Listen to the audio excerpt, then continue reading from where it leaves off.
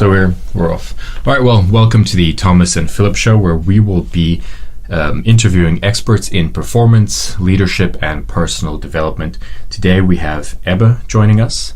And Ebbe, if you'd like to introduce yourself just briefly. Yeah, my name is Ebbe Lavendt. I'm an organizational psychologist. I've specialized in positive psychology, especially teaching people about the research in positive psychology, well-being, coaching, that sort of stuff. And then I do a bit of coaching and psychotherapy also.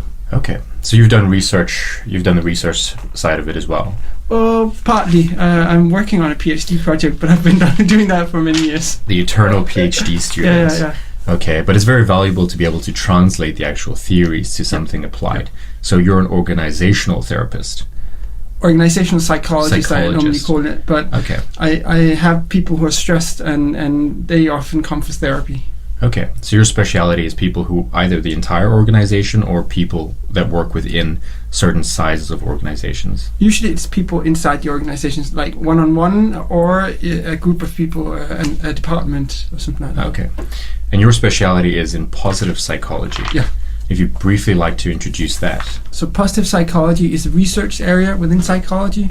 Some people mistakenly think it's an approach to psychology. It's not. It's a basically you can say half of the psychology is a clinical psychology. So what's wrong with people? How can you treat them? And what would you like to call the other half? The half that has to do with well-being, engagement, motivation, performance. You need to find a name for that, and it's been called positive psychology. So it's very, very broad. Okay, so it's more aimed at the strengths and so forth. It's not the how would you call it? It's not when people are sick per se. No. But more in actually the positive side of. Well, obviously that's why it's called positive psychology. Yeah. Okay, so you work with organizations and the individuals within them. Then, what would a typical case look like for you? Well, it could be. A leader of a group coming to me and saying I'd like to improve the well-being in my department, or we've just merged two departments and what can we do to take it forward and utilize all the good things and keep all the good things that we'd had before and build on that. Or we have heard about strengths, we'd like to work on our strengths, or I think the people that I work with, they need to be more motivated or something like that. And usually they ask me if they want a research-based approach. Yeah, approach to that. So there are lots of consultants who work with the same topics, but I've kind of specialized in translating the research into something practical. Okay, that's quite useful instead of them reading all the research papers themselves and trying to figure it out. So you help with things like helping people envision and then build the organization to that vision, things like building a culture in the company. Yeah, well, kind of. I mostly work with individuals and groups, and less with the whole organization. Okay. But you work with the leaders, right? And what are the main things that leaders would come to you with? All kinds of things. So right now, a lot of people are interested in resilience, how to make their employees more robust because they have an issue with stress. A lot of people are stressed and develop illnesses and so they'd like to prevent that. And one of the ways that you can work on preventing it is to see if you can create more robust individuals or robust groups or build some protective factors into the work environment. How would you define a robust or resilient individual? So the research is mostly originally made on children and young people, but there are some characteristics that people who end up being robust, they're more outgoing, they might be charming, they have good cognitive abilities, they're better able at dealing with their emotions, they're better able at asking other people for help and stuff like that. So there are some certain characteristics that characterize people who end up being more resilient. And most of these characteristics can be taught to other people. Okay. So, but if you only work on the individual becoming more resilient, but you have a screwed up work environment, then that's going to be an uphill battle. So you need a parallel strategy. Yeah. So you would both work with helping for individual strategies for employees, but you would also build the culture. Yeah. So working on the relations and the organization, what can you do as a whole also? Yeah. Thomas and I were earlier discussing positive stress factor. If Yeah. you'd like to add something in this regard, Thomas. Well, I mean, I was thinking about how you work with robustness and resilience and the organization at the same time. Can you tell us something about that? Because we hear a lot of criticism of resilience. Yeah. So how do you, as a consultant, work with resilience in that sort of environment? Well, most of the criticism that I've heard of resilience is based on the idea that resilience only has to do with individuals. But the research points to that the most resilient individuals are individuals who work well together with other people. So for instance, if you flee from Syria, you're more likely to become to be resilient if you flee together with someone else. So your family members or whatever, instead of fleeing on your own. And so usually when I present the research, I tell people about what individuals can do, what you can do in relations to others, and what you can do in the work environment as a whole. So the way that I work with organizations is very much kind of traditional work environment approach. So what are the risk factors and what are the protective factors that you can kind of build up that are going to protect people, so they don't necessarily, all of them have to be resilient themselves, but you can also protect them as an organization. I guess as one person would drop a little in energy levels, others would pick up the slack, and so you would help each other over time, since nobody's perfect 365. So this parallel strategy works with both sides of these. Now, do you find that identifying the values is enough, or do you have a systematic approach where you would somehow seem to inculcate these values into people?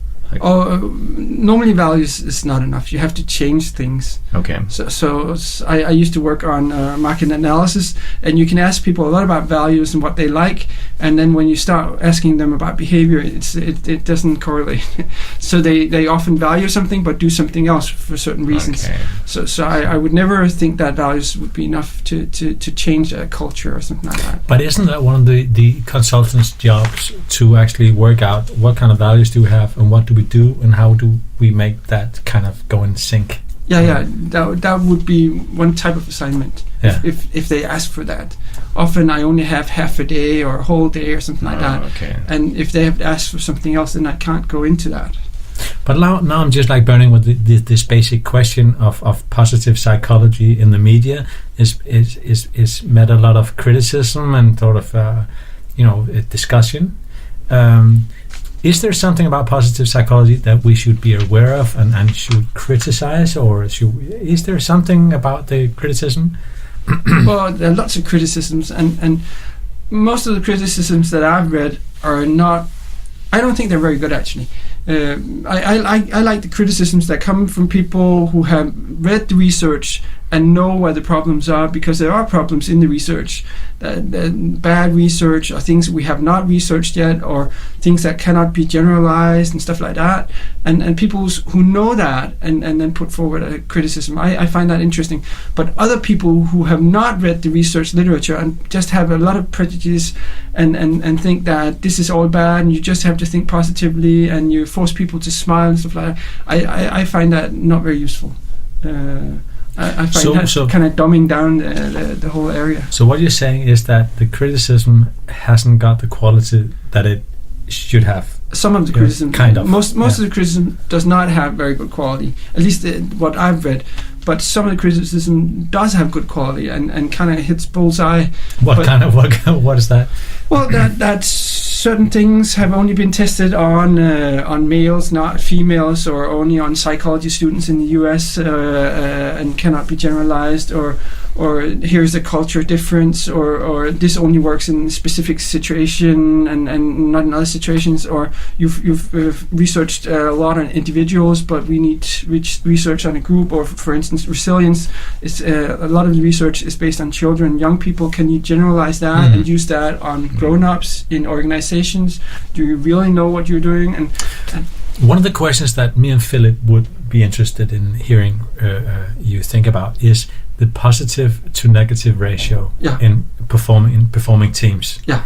And that has received some criticism. Yeah. So what are the basics and what are the criticism and where do we stand now in relation to performing teams? So there's a guy called Losada who together with another person published a study saying that high performing teams had much more positivity than negativity, and they What specifically do we mean by positivity and negativity? So being positive would be to encourage other people, or that sounded interesting. Can you say something more about that and stuff like that? So he was focusing on positivity. He was focusing on how much do you protect your own ideas and how much do you ask other people about their ideas, and also focused on how much do you focus on yourself in your group and how much can you kind of see other people and be interested in other people, and so basically.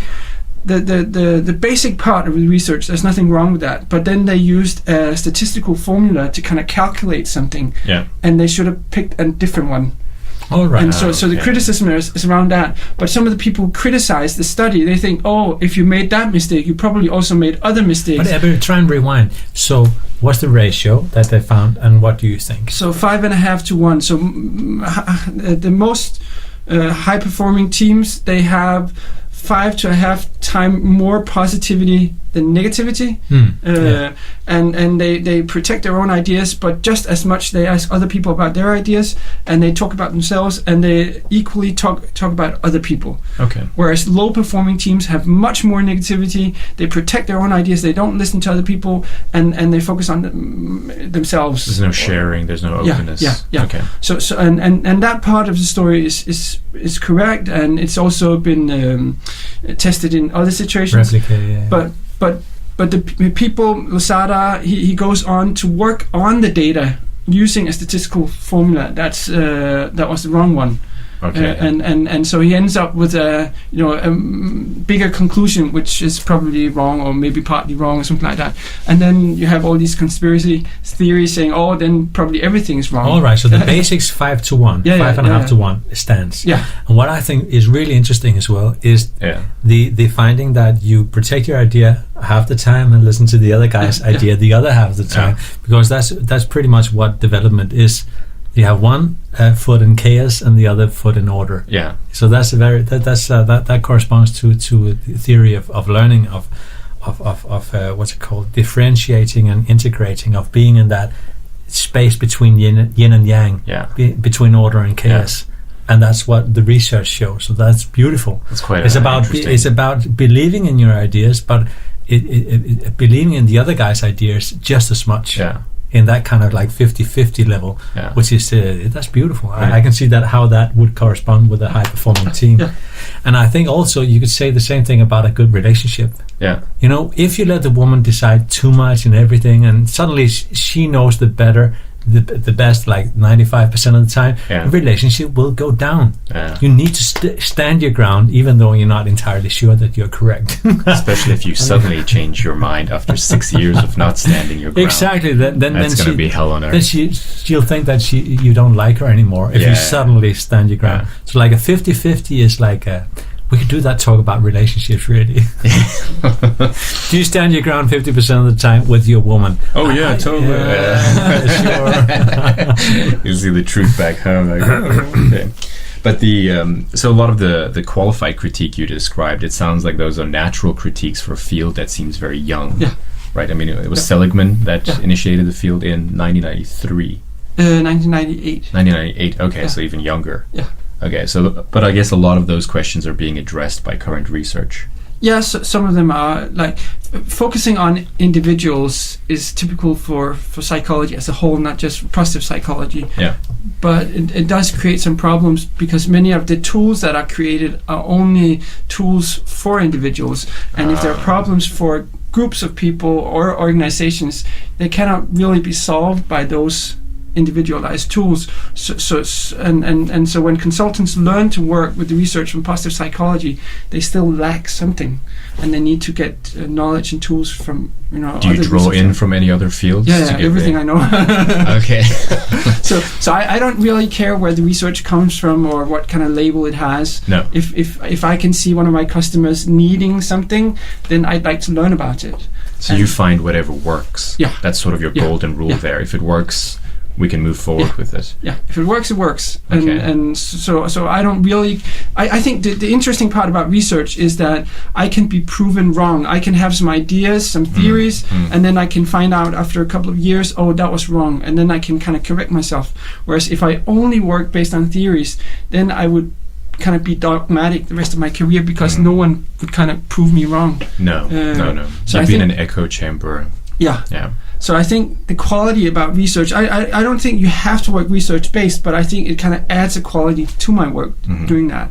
And it also means that certain organizations are interested in, like hospitals or universities or pharmaceutical companies, stuff like that, places like that. They hire me because they like research. Yeah. And so they consider it kind of quality. But other consultants might create good results without kind of consulting with research. But there's some benefit to knowing that somebody will be looking critically at what it is you're doing. Yeah. So you have a bit of an eye there Yeah. to that quality. Now, you say that usually you have maybe half a day with an organization. Yeah. So what are the sort of the high impact factors that you look for? Because you have to go in there and really prioritize your time. Yeah. So what do you usually go for? Well, normally before I go in that one day or 2 days, I ask the customer, how can I tailor this to you? So I need to know who's coming along, who's going to participate, what do they know already, and what are they able to do, what are their competencies. Then I need to know something about learning goals, or what are they supposed to be able to know or be able to do afterwards that they're not able to at the moment. Then I need to know something about the processes, how you want to get these people to that learning goal. Is that me teaching or facilitating or whatever? Then I need to know something about kind of the format. When do we start? When do we end? We need breaks, stuff like that.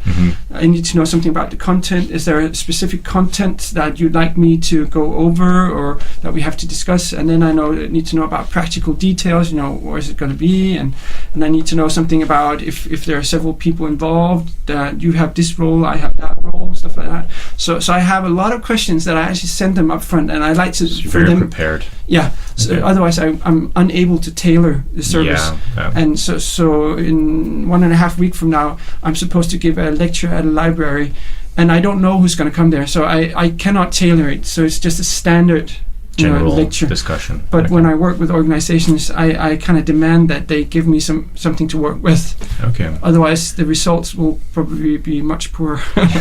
So do you find that organizations usually call you in after they've tried to hit specific goals and had problems doing so, or when they're aiming new strategies, or want help? Both. Yeah. So it's a mix up between the two. Yeah. Okay, so moving on to more of what your positive core is, we're curious about what your key learnings from positive psychology are. Oh, it's difficult to kind of summarize. Yeah. One of them is that you can actually create a lot of this, so you don't have to be happy in advance. You can actually create positive emotions. You can create engagement. You can create positive relations, stuff like that. So I used to think that becoming happy, getting a happy life had all to do with experiences and positive emotions. But studying the research, I found out, you could actually also get a good life by focusing on being engaged in what you do, like a hobby or a job, and you can get a good life focusing on good relationships to other people. So if you have a partner, if you have children, or you see your friends often, you can also get a good life if what you do makes sense, if it gives meaning to your life. And you can also get a good life by having life projects, something that you work on, something that you achieve.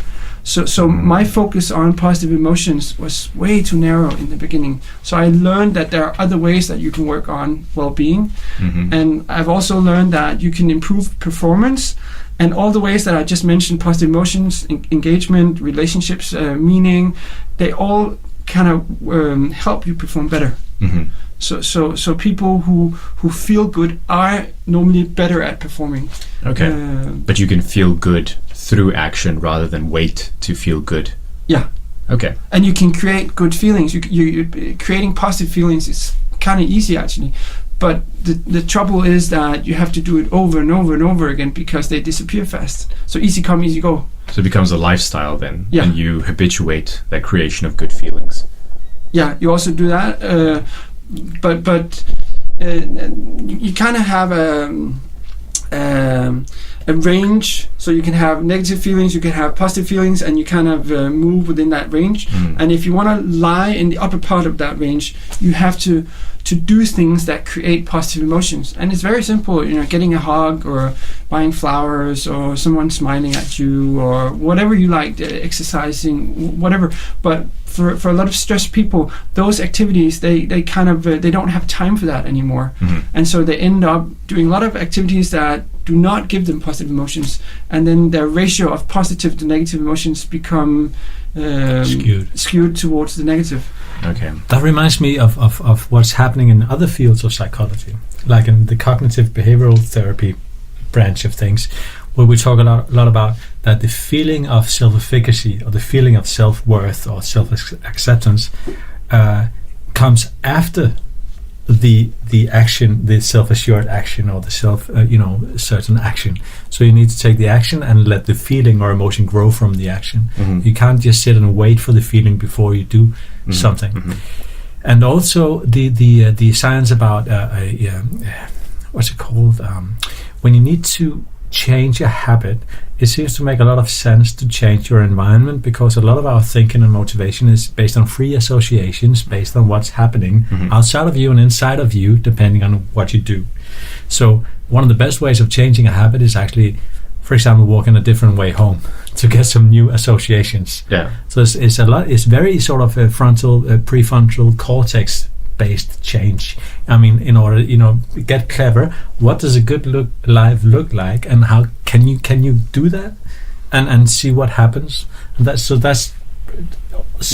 that's what you mean, isn't it? That you get an idea of what a good life is, and then you start acting it, and then it starts happening. Yeah, that's what you're saying, isn't it? So, some people say that if you chase happiness, then it's not going to happen. Well, you can actually build happiness. There are positive interventions that you can use, and you can become more happy, more productive, stuff like that. Tell us about them. Well, just like I mentioned before, if you write down 3 good things that you're thinking about, so every night before you go to sleep, write down 3 good things that happened during the day. Gratitude. Yeah. Sort of thing. So it's lots of gratitude exercises, and they work really well. That's kind of cognitively. You can also focus on your behavior. You can do something good for other people, help other people out. Most people feel good when they help other people. Or you can do something with your body. You can go down, buy an ice cream, get a massage, something like that. So by changing your way of thinking, by changing your behavior, or by changing something that has to do with your body, you will influence your feelings. And so it's very, very easy, but you just need to do it over and over and over. Okay. And for many people, doing it over and over is the challenge, not the activities themselves. So it's remembering those little things, and prioritizing it. Yeah, because they seem insignificant. Can you turn back to that thing about not chasing happiness? Yeah. What's that? Can you? Well, some philosophers have said that you can't change happiness. I think Kierkegaard said once that it's like pushing on the wrong side of the door or something like that. Yeah. But the research shows very clearly that people can become more happy if they engage in some of these activities. Some activities that create positive emotions, engagement, relationships, meaning, or achievements. Could part of the issue be that we undervalue the marginal benefit of these things and the accumulation, and rather we look for big solutions? Maybe. I need an overall, I need a new career, I need everything else, rather than just optimizing the things you have. Maybe. Well, I think one of the big challenges is that many people, they don't read the research for good reasons. They don't understand it, or don't like it, or don't have time for it. And so they end up drawing a conclusion based on what they believe, but not what they know. And so, because there is a lot of research, and it's been there for a long time. Yeah. And people are able to live better lives and become more productive and perform better. But if you don't want to listen to the research, then I can't help. No. Then so basically, when we define happiness here, we're talking about a state of well-being. Yeah. Minimizing negative stress and. Or creating something positive. So happiness used to be the central concept within positive psychology. Now we talk more about well-being and flourishing. So flourishing is usually when you have well-being and good performance. So combined, then you call it kind of flourishing. Different definitions. No, not everyone agrees. So happiness is no longer in focus. It's Okay. it's more well-being. Okay. And but no matter whether you talk about happiness or well-being, it's considered something positive beyond the lack of negative. So even if someone is depressed and is no longer depressed, does not make them happy or feel well-being. So it's something extra. So it's not just the lack of problems; it's No. also a positive addition. Yeah. Okay. So and you can actually have well-being and problems at the same time. It just has to outnumber. Mhm. So you have to have more of the good stuff. Then you can actually take more of the bad stuff. Mhm. So it's a bit like if you have a lot of good stuff in your life. For instance, some people have many positive emotions.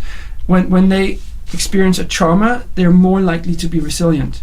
So it's like having money on the bank account. You can afford to draw something out. So this is the concrete resilience capacity. Yeah. Okay. So working on your positive emotions will actually make you more resilient. Working on some of these strengths and stuff like that can actually be kind of a vaccine to some of the problems that you will inevitably encounter in life. So you can actually build something strong first, and then when you encounter problems, you're more able to deal with it. Yeah. And then it's also remembering all those little habits and sources of happiness when stress hits. Yeah. Because I just guess it's easy to forget and say, who needs ice cream at this time? Yeah. We need to solve the problems. Yeah. Okay. So I'm not going to do my exercise today. I'm going to go 1 hour later to sleep or something like that. And that compounds the situation. Yeah. Okay. Do you believe in something like positive anxiety? Anxiety used to push and motivate? If I don't complete the goal, then X bad thing will happen. Well, yeah, you can make that work, but you will create negative feelings at the same time. So I don't know if I would not do that if I could have alternatives. So normally the research on motivation says that like something that you like, something that you're interested in is more internalized. It's more you. Mm-hmm. Or you can do something based on your values. It's not fun, but you do it anyway because you think it's important. Discipline.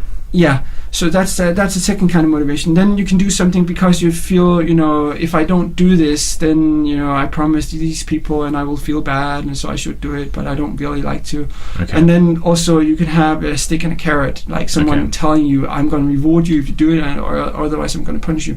So it's especially if you do something based on what you like, or if you do something based on your values, that behavior is going to stick for a long time. Whereas if you do something based on a stick and carrot, as soon as the stick and carrot disappears because your leader is not present today or something like that, the behavior usually stops. And so the more internalized it is, the more it's based on positive emotions, the better and the longer the behavior is going to be, and the better you usually perform.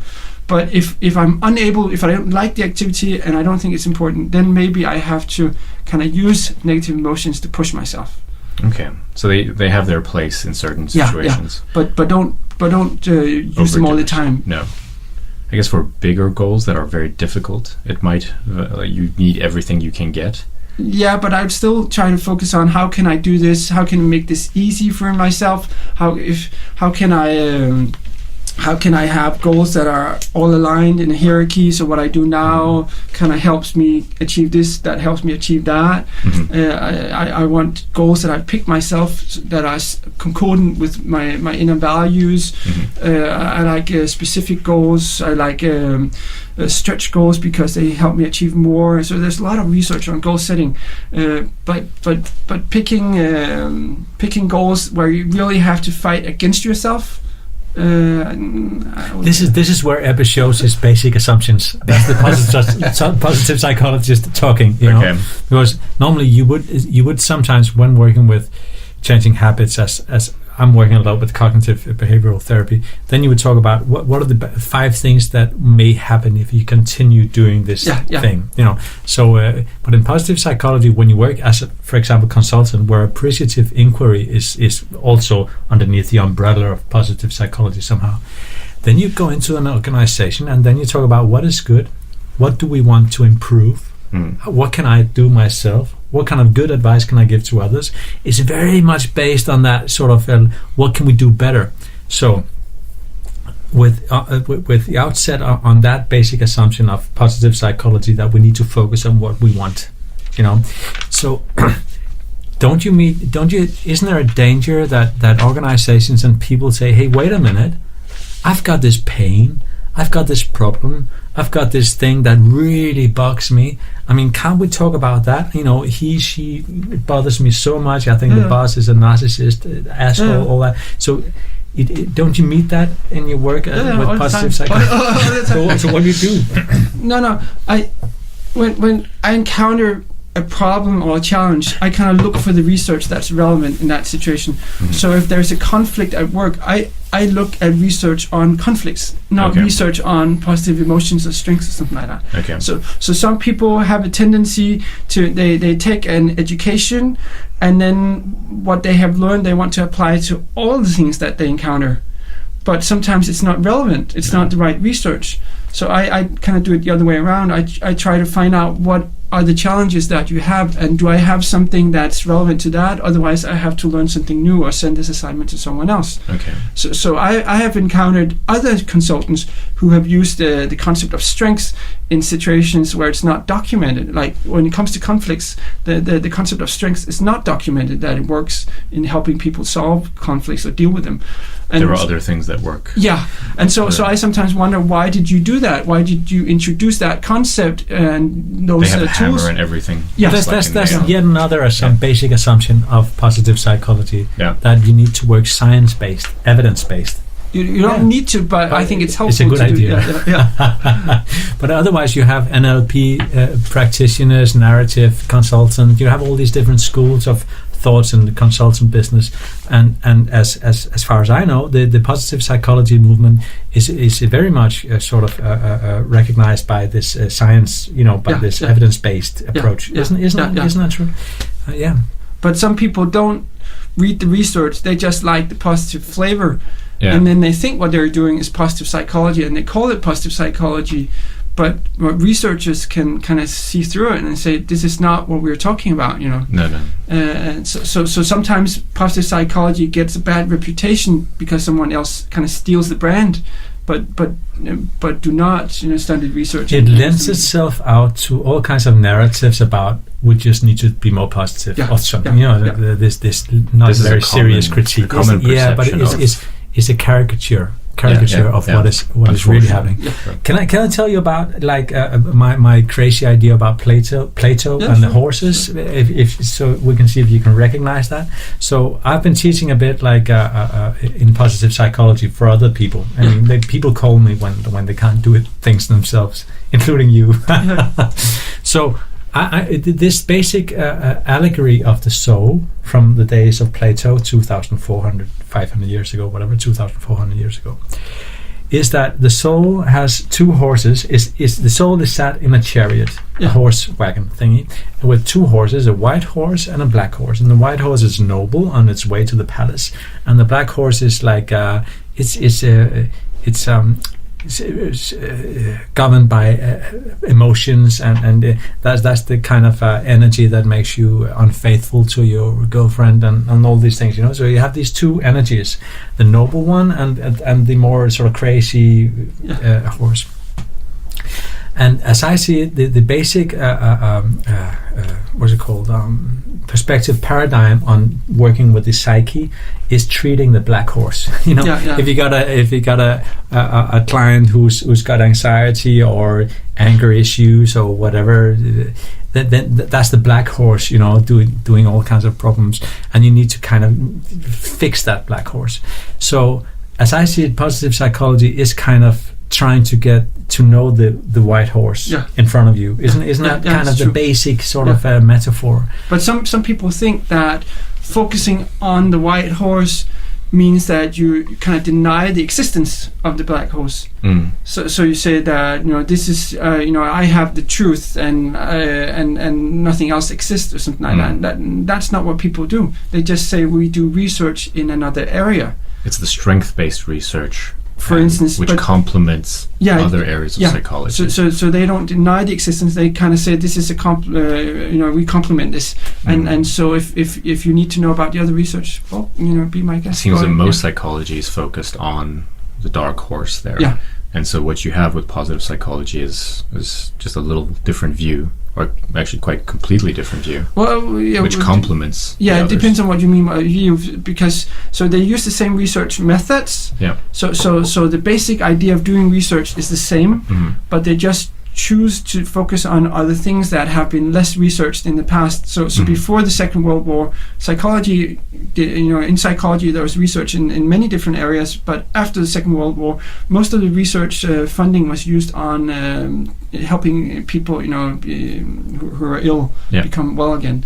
And Post-traumatic stress and things for after instance, the Second World War. well, that was kind of after Vietnam. Vietnam, yeah. But so 95% of all the money for research has been spent on illness and treatment, and that has the consequence that you could have been doing research on health or prevention or happiness or other things that are also important in life, but you've chosen not to do that much. You only use 5% of the money for that. Was Maslow one of the first to look at the to kind of criticize that and say we need to also do research on all these positive things because they're also important in life, and so if we want a whole psychology, not just a half, we need to do research on that also. So he called that positive psychology. So he, not the Maslow area. called it. Maslow had a chapter back in 1954, and that I think, and the chapter title was positive psychology. So, but today positive psychology is used for half of psychology. Maslow used positive psychology as the title for the whole of psychology that had both the black horse and the white horse. Okay. He was also into morality and so forth, right? How to live for positive.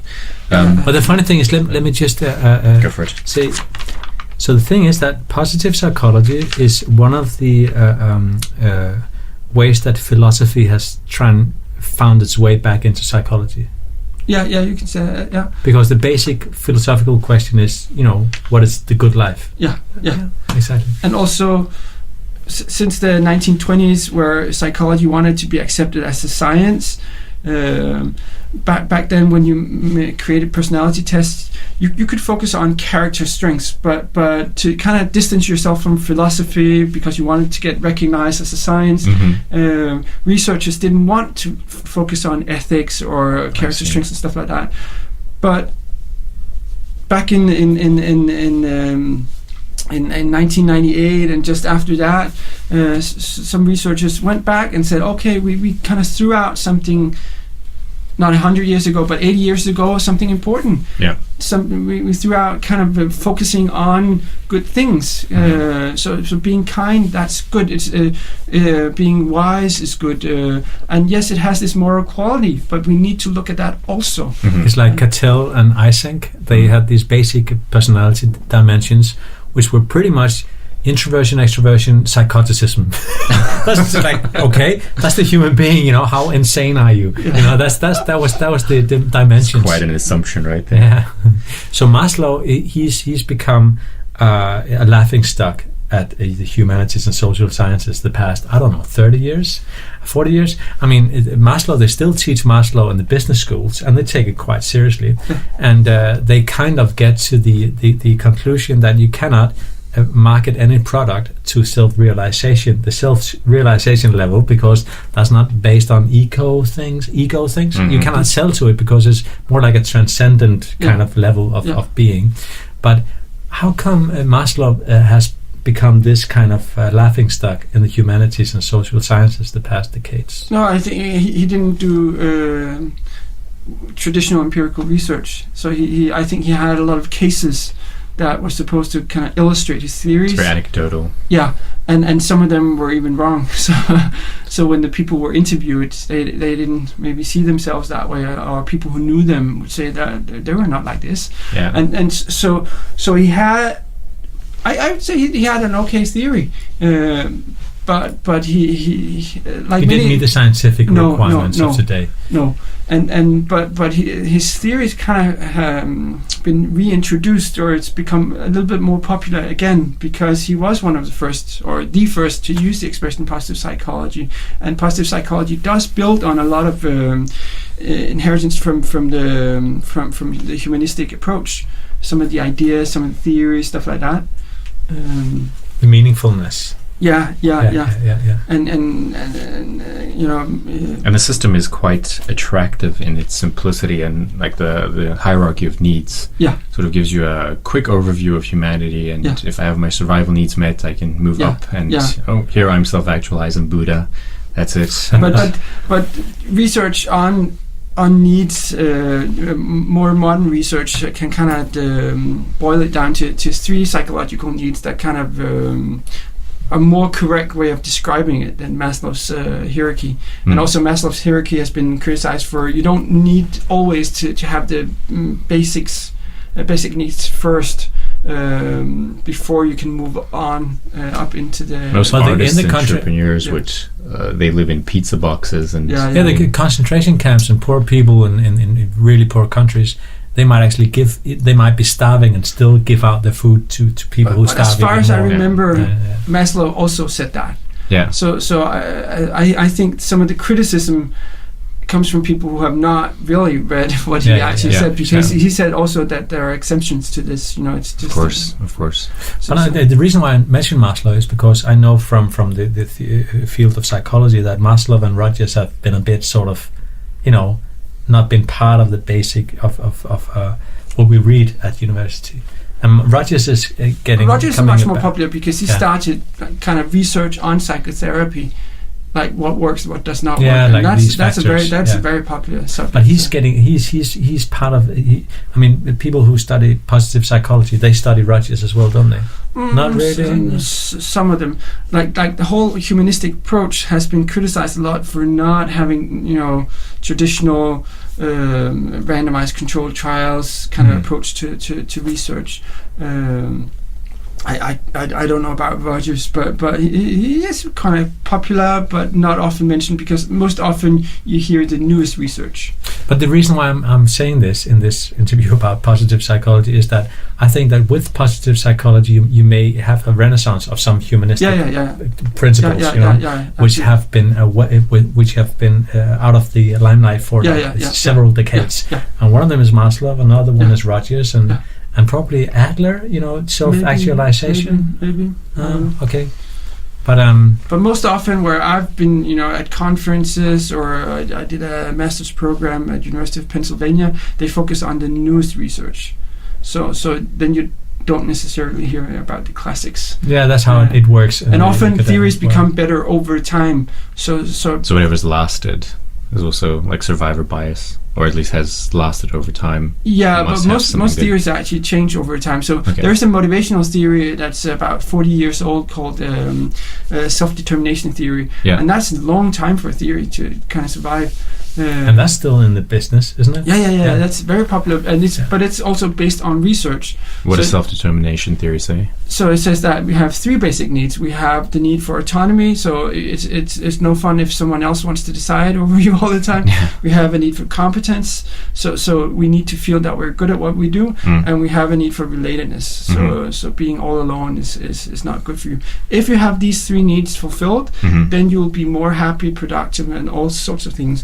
But lots of people have, you know, work in an environment where they don't have those needs met, and that means that they experience less well-being and are less productive, less creative, stuff like that, less motivated, and on top of that, there's a motivational theory saying that so you get your basic needs met, you'll be more motivated.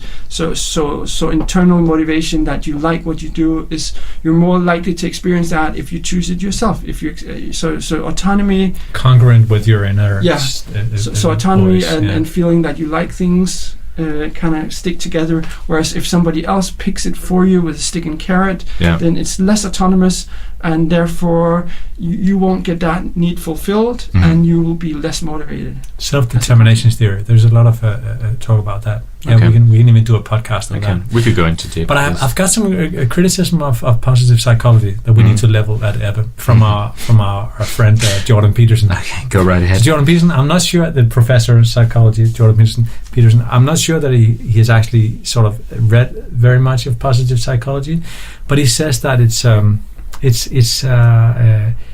he criticizes it for making life be about being happy. Yeah. Because he says he's an existentialist, and being on SSRI and things.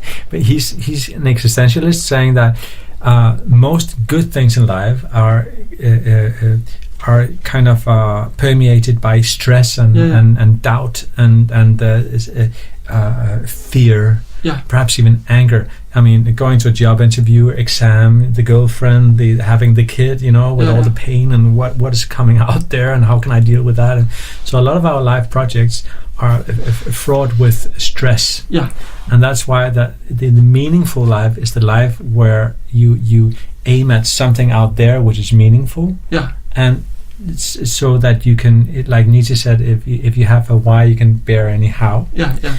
Whereas Jordan Peterson thinks that positive psychology is about trying to figure out how to be happy. Yeah. And if you try to figure out how to be happy, then you will perhaps tend to try to avoid things that hurt. Yeah, yeah. And obviously, what I've just been trying to say is that a lot of the things that are meaningful in life are through things that hurt. Yeah. What is your comment on that? Well, I agree, but I think he's misunderstanding something maybe. So it depends on how you measure happiness. Do you measure happiness only based on positive and negative feelings, or do you measure happiness based on how satisfied people are? Because satisfaction and high stress actually goes together. So the most satisfied countries in the world are also the countries where they experience the most stress, which is kind of a paradox. Mm-hmm. But that's exactly because if you want to achieve high satisfaction, you probably need to pick projects in your life that you want to fight for, that you want to work for. And yes, that will put more stress on you than if you just lie on the sofa, but it's also going to make you more satisfied. So, and satisfaction is a way of measuring happiness. So happiness and stress are not opposites, like it sounds like what he's... That sounds like what Jordan Peterson thinks. It's saying you can actually be happy and stressed at the same time. Mm-hmm. So I think if I understand what you're saying, I think he's actually wrong about that.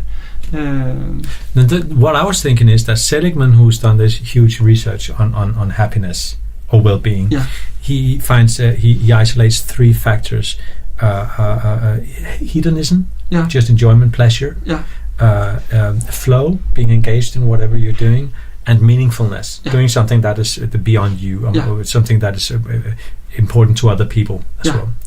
And he ends up finding out that meaningfulness is the one that gives you the greatest life satisfaction, if I'm not mistaken. Flow is number 2 and hedonism is number 3. Those factors. So the positive psychology science by Seligman says that what gives you the most satisfaction in life is actually not worrying too much about your own pleasure. Yeah. So in the science of positive psychology, dear Dr. Peterson actually says that life satisfaction comes through the sacrifice of your immediate needs and immediate sort of happiness. Mm-hmm. So that research that actually is Jordan Peterson's existentialist sort of perspective is actually corroborated by the science of positive psychology. Mm-hmm. So I think that just there must be something about positive psychology which make people project all kinds of things onto it. Yeah. So Ebbe even had a beef with another Danish scientist. I don't know if we should get into that. Should we just... Did you squash the beef, or is it still... No, we actually complained to the university saying that what he's saying in the media is incorrect. There's a lot of research that shows it's incorrect, and we've told him, but he still keeps on doing this. Okay. And the university said back, you're not part of this. So if you want to discuss with him, you have to do it in the media. You cannot complain over him. Okay. Then we went to the central authorities on bad research. I don't know what you call it in English. Mm-hmm. And they said we can only touch him if he publishes it in a journal, for instance. Okay. But what he publishes as popular literature or in the media, we cannot do anything. There's no control. No.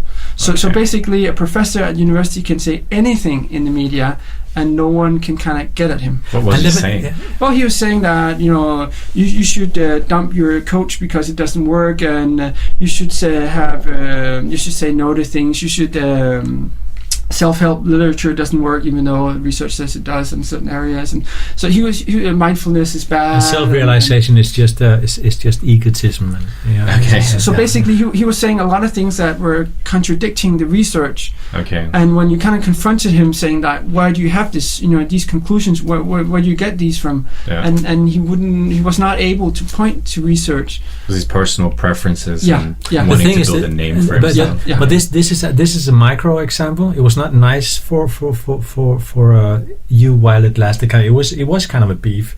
The thing is that it kind of unveils what is happening at university, because the guy who had all this criticism about positive psychology, which was not founded in any reading of any books or science, he said that, but that's his perception of how positive psychology is being used in society. So that's the sociological perspective where anything goes, because what you kind of see is what kind of, and you can actually make building strawmans an art.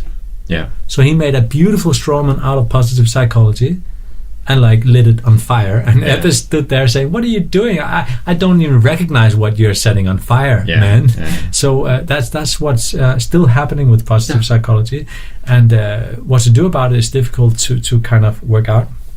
But I can tell you that I'm getting into the beef, but I don't mind. So the thing is, he got a prize from Danmarks Radio, from DR. Yeah. He got the Communication Prize of the Year for having replaced positive psychology with an Aristotelian ethics, which is exactly what positive psychology does. Yeah. Yeah. So I was thinking Nicomachean, Aristotle's father. So I was thinking that perhaps he got the communication prize because he managed to pull wool over people's eyes in the entire nation. Yeah. So the beef is pretty much not about positive psychology. It's about the difference between having this societal postmodern kind of I criticize what I see kind of feel, and then a scientific discussion. It's like two levels of analysis which or logical at least if not scientific. You must present axioms from which you are deducing your points. Yeah. And if you're not producing at least evidence or axioms, then it is circumstance. I mean, it's very, but that's the relativist and the constructionist way of thinking that we've spoken about. And there seems to be a generation that needs to retire, that is steeped in that thinking still. Yeah. Well, Ebbe actually knows Jonathan Haidt. Okay. Who's made this? The political mind. What's the book called? Forget. But the political discussion about what is knowledge at university these days. Yeah, is it or if it's social justice versus truth in the pursuit of universities? And I think that's a pretty apt case. The moral mind, something. But going a bit concrete now, we have been going for over 2 hours, I think now. No, almost 2 hours. No. No, it's just a sound engineer system. He's trying to stress us. Okay. It's almost an hour. We can have 5 minutes yet. So, very concrete. How would you define the good life? Well, what does that mean to you? Well, I sometimes use Seligman's theory. So he's not only focusing on 3 things anymore. He's focusing on those 5 things like positive emotions, engagement, relationships, meaning, PERMA, and achievement. There are other theories also about a good life and what it contains. But I often use his theory. And so for me, I need to focus on building positive emotions in my life. So I like to go work out. And for the last week or 2, I've been very busy, so I haven't prioritized that. So I have to focus on that. Or being engaged. I'm very engaged in my job, but there are my hobbies. I don't have that much time for that anymore. And so I'd like to be engaged in that also. Relationships. I have a daughter who's 7 months old, so I'd like to prioritize her, to spend more time with her. And meaning working as hard as I've done the last 12 years does not make sense anymore. Because then it would be at the expense of something else, my relationships and stuff like that. And achievement, I think I've achieved good things, but in the future I might focus on something else. So I kind of try to use the theories on myself, to analyze my own situation, to kind of take my own medicine. Okay. It's difficult not to once you know the theories and the tools. And you'd it makes most sense as well. Yeah. It also means you actually believe in what you're selling. Some successes you've had, some peak experiences, if you think of anything specific where you've had the most impact, where you've come in and made some real difference. Well, actually, it's sometimes difficult to tell because I teach people and then I leave. And they then they implement it themselves. Of course. And often I don't really hear what they do. So mostly I hear about it when I do one-on-one coaching or therapy, because then I see the same person again over and over, over a couple of weeks or months or stuff like that. And then I can see the impact. But when I work with organizations, if they don't hire me to follow up because they want to do that internally, then I don't really see the impact. Well, that's the great thing about cognitive behavioral therapy. When I've been out doing some sort of consultancy processes or work environment processes, I've done that a few times, then I've always said to people, well, we do something and then we'll test it. So if we can't test what it is that we work out, then it doesn't make sense that I come and work with you. That's the collaborative empirical work from cognitive behavioral therapy, where you work on the outset with the fact that you don't know the organization as well as they do, but you know a lot about how different organizations work and what has worked before for others, and so on and so on. So you kind of make something happen in the organization, a new kind of meeting structure or whatever, and then you kind of go back in 3-6 months, and then you look at it again. So what happened? So that's one of the things that you may learn from clinical psychology. That's so that intervention is pretty much an experiment. I mean, where you have to kind of make things happen and then you come back and then make things happen and come back. That's the way of selling more business, That's what I say. I'm not good at selling more business necessarily. I'm good at getting recommended because someone liked my work and then they recommend me to someone else. But you're very academic as well. With the science and the teaching. So most of your sales would come from word of mouth. Okay. But I think we've come to a good spot. Do you have anything else, Thomas, you'd like to add? Normally, I think in these podcasts, we need to give people a platform for telling what they're up to and what they're doing and these things.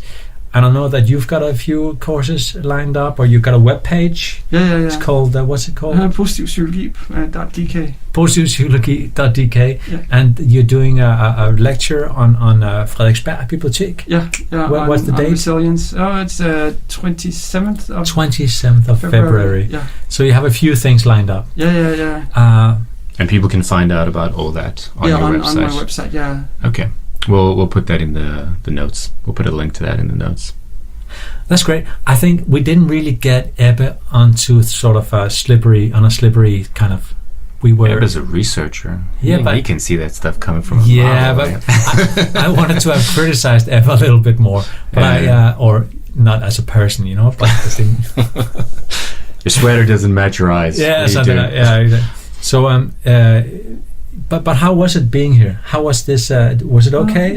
Fine. I mean, so Ebbe started by saying that I'm not sure I've got the time and things. Come on, Ebbe, do it for us. Great. You were great. Yeah, he's great. You definitely know your shit. He knows so much. We can get him. We can get him back like once a week or something. I think he's got a 7-month-old. I have the 7-month-old standing outside. She can contribute as well. Just it's a soundproof room. I can. Oh yeah, I can't hear it. That's a very humanism thing. But let's say so thank you for being here, Ebbe. It was a real pleasure, and you're actually our number one target. Yeah. So it's just thank you. Yeah, thanks so much. Yeah, thank you. And I'll see you. Yep. Cheers. And thanks to the sound dude. Yes. Lars. To Lars, our sound engineer, sitting quietly.